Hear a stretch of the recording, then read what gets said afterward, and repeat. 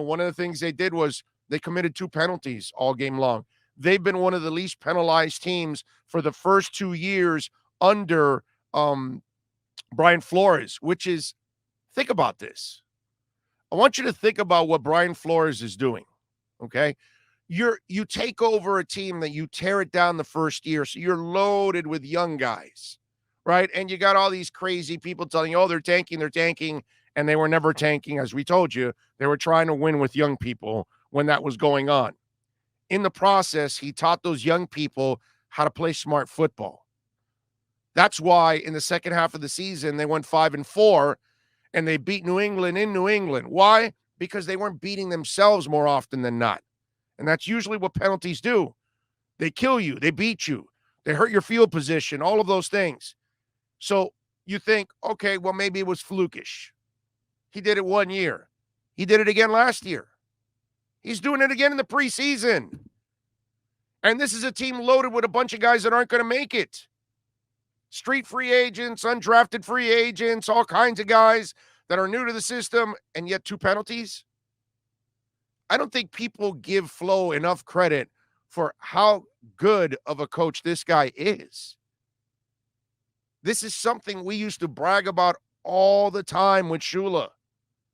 How his teams are usually the smarter team on the field. That's why they stood around that football in the snow and they allowed silly ass Leon Lett to slide in and touch the ball because they knew the rules.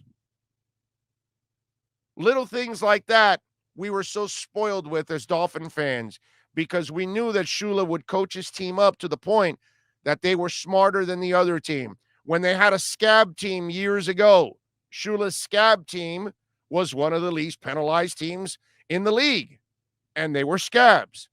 That's why Bum Phillips would say he can beat you with his'n, and then he can beat you, or he can get yours in and beat you with his'n, or whatever the hell it was, however that saying was.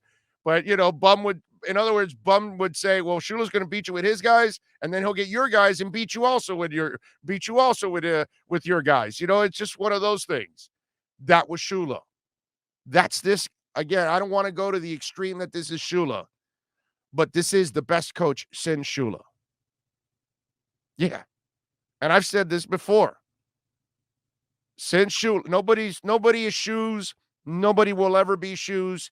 He's just like Pat Riley. Those are 2 godfathers in our sports town that are above everybody else. We all know that. But the characteristics of Shula, they certainly are all over Brian Flores. It is impressive. 2 penalties in a preseason game. That's ridiculous. And again, ladies and gentlemen, you want to know why your team is 15-10 since that 0-7 start that first year under them? It's because of things like that.